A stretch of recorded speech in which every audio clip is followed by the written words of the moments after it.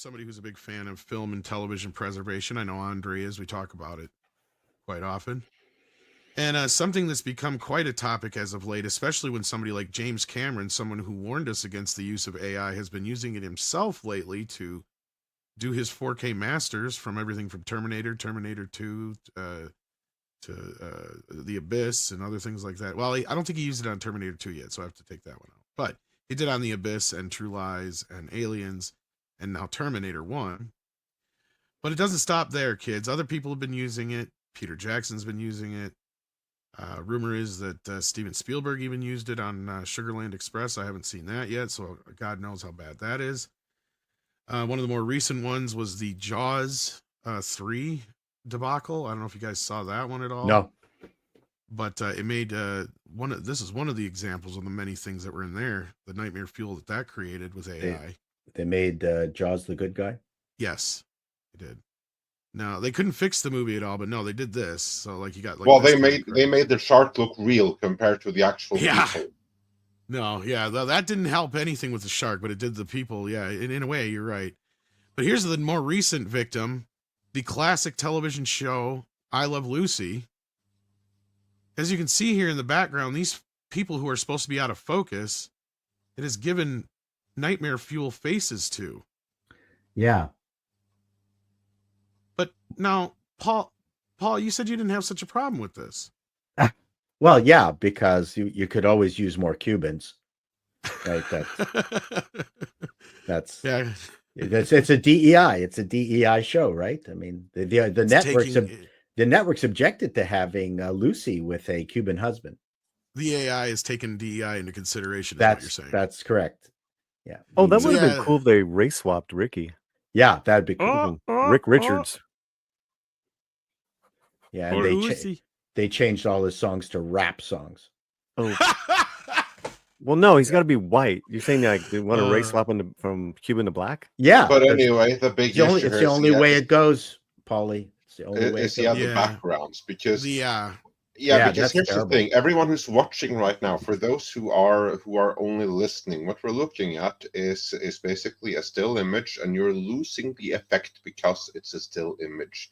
So you have the actor in the foreground. In the background, you have background extras who are supposed to be out of focus. This is intentional and deliberate that they're out of focus, because the focus is supposed to be on the center, on the lead right here, on Ricky. But instead, this AI has basically painted in facial details in a really fake-looking manner into the background people. So they now have these weird, haunted, unreal looks that just adds to the uncanny valley.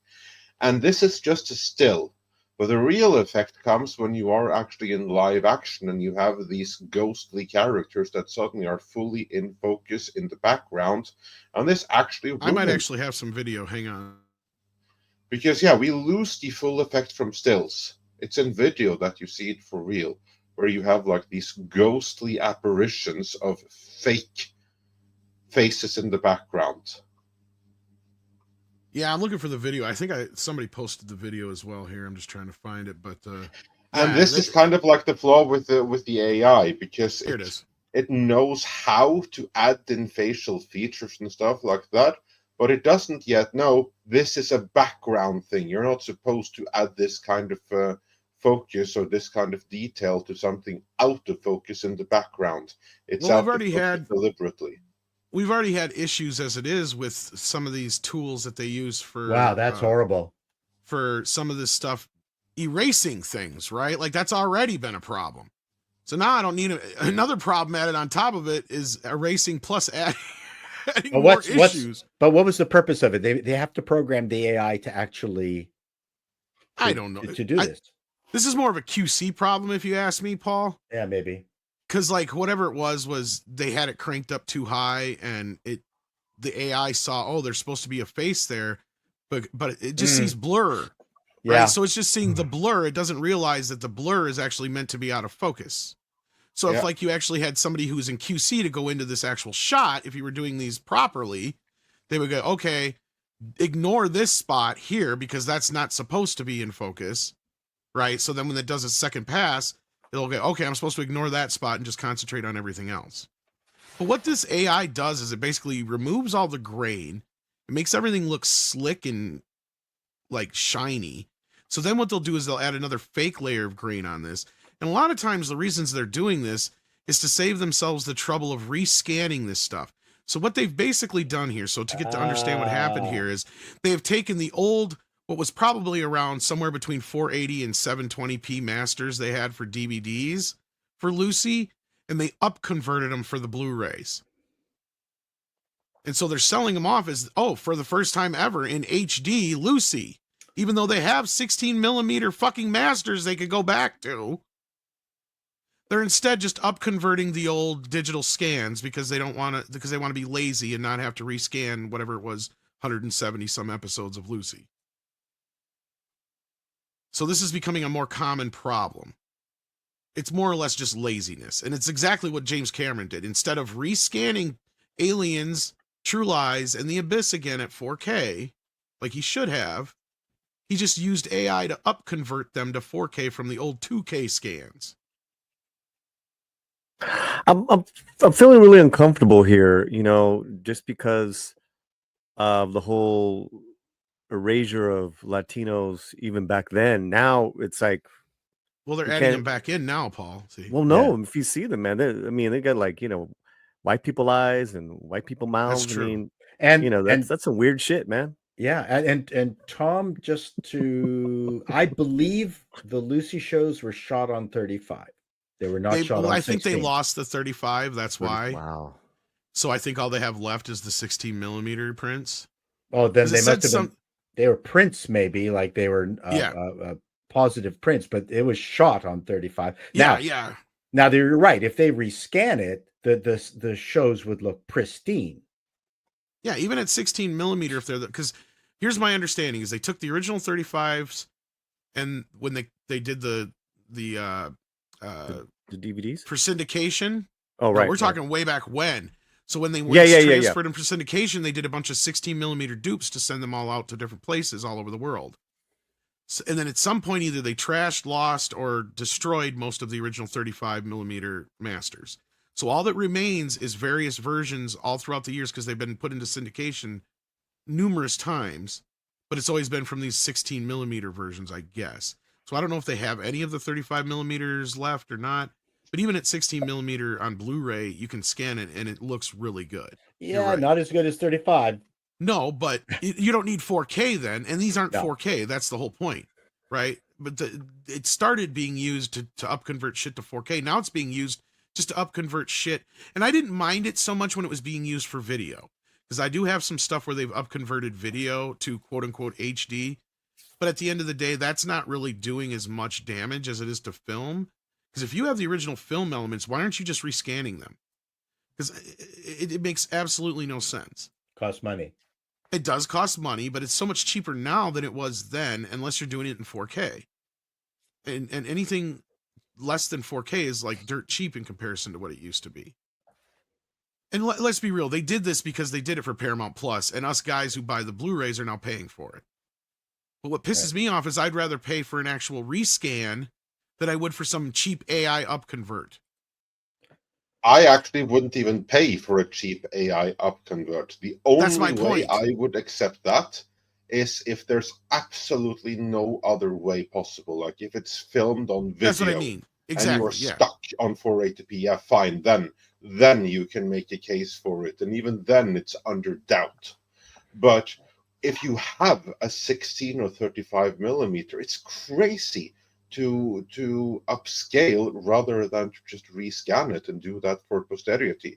But again, this is kind of like a problem in Hollywood as well, that the people who are doing these kind of restorations, the people who really know this stuff, I don't know how many of those are still left working in that town.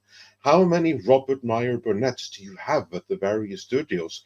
Whereas some young guy that just puts it through an AI filter and says it's done now without even looking at it, because then he'd catch those dead eyes of the background Latinos or Cubans that have been turned into, given white facial features, Just because it's like it's so lazy in every sense of the word. I mean, just freaking rescan it. Well, what I mean, I just want to say what I mean is, there's people that bought it already, not knowing this is what they did, Andre. That's my point. Yeah. So what we're doing is paying. Yeah, we're paying for whatever company it is they paid to do this crap. When I already bitch enough that people do this shit on YouTube, it's like, leave the shit alone. I don't need you up converting Ray Harryhausen's fucking animation to 60 frames per second, or removing, what's his face's motion blur, when Phil Tippett's motion blur and his stuff in RoboCop or stuff like that. Like, that's not what this was supposed to look like.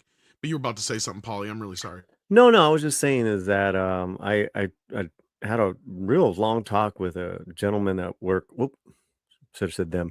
It doesn't matter. With the gentleman that works the business VX, FX, and AI. He's been working in decades, and it's kind of just what you said, Andre. It's depending on the studios and who they hire. Could be someone that has absolutely no training, or someone like him who's been part of the evolution. But that's why you're seeing it's somewhat kind of varying degrees depending on the IP, and that's why you're also seeing people who are not in the studio system that do it better, that have done it better, and that's what, according to this gentleman, that's one of the biggest fears that the Hollywood studios have. It's how to control this AI situation. Well, and I'll tell you one recently that I haven't been able to get confirmed yet, but really has me kind of upset and should have the community upset, is that I'm sure y'all are familiar with the Criterion Collection, right? Yeah. Mm-hmm. Yeah. One of the most well-known, pristine home video boutique companies out there. I'm sure they got rid of their Robert Meyer Burnett as well. Well, let me tell you, I haven't been able to confirm this yet, but many people believe they used AI on Seven Samurai.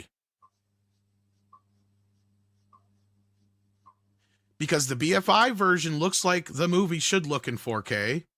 It's scratched to shit because they don't have the negatives anymore.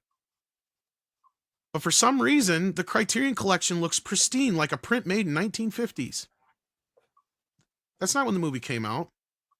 There's no scratches in it, no flaws. Looks perfect as perfect can be.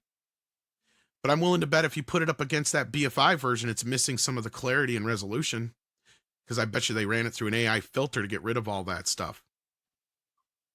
Because BFI said they were having issues trying to do the automated shit with that movie because it is in such bad damage. They had to go through frame by frame, hand paint out all the shit. What did get removed. And they didn't remove everything. They only did the worst damage. Because that's a film that's been so beloved that it's been printed to death over the years that they don't have the original masters for anymore. So this is the best it's ever going to look. This is like kind of like the shape that it's a little bit better shape than Nosferatu, but it's kind of a similar situation to that. But that's just because it was printed to death so many times throughout the years that the negative just deteriorated. So if they're even Criterion is even doing it, that's bad. And these are supposed to be the companies that are supposed to be the ones that are supposed to be preserving this stuff in their most pristine form as far as like what is available, not what should look like. Well, I bought the Criterion, all that jazz, and it won't play properly. It doesn't play that jazz, it plays pop music. Correct. It changed it over to Britney Spears. But jokes aside, I'm really pissed off. That really kind of struck me as like, are you kidding me? Of all the companies and of all the movies to do it to, if this is true, this should be an uproar in the film community. Because that is, one of those masterpieces, right? Like, I mean, it's like a Mount Rushmore of film. I mean, I don't know about you guys, but that's Kurosawa's greatest film ever, as far as I'm concerned. But yeah. Yeah, but again, and for that to be well preserved, you need a person like Robert Meyer Burnett working at that studio. If they got rid of that person, or if that person retired and was replaced with some new guy saying, hey, I can do this with AI, he wows the seniors and the executives who don't know what the hell they're doing, boom, now suddenly Criterion is a shell of what it used to be. It's a name, just like Jaguar. Yep. This clip was taken from Midnight's Edge in the Morning, which streams live every Monday, Wednesday and Friday at 9 AM Pacific Time on the Midnight's Edge main channel. There you can send in your live questions and comments before clips and full stream replays are uploaded to Midnight's Edge live archives.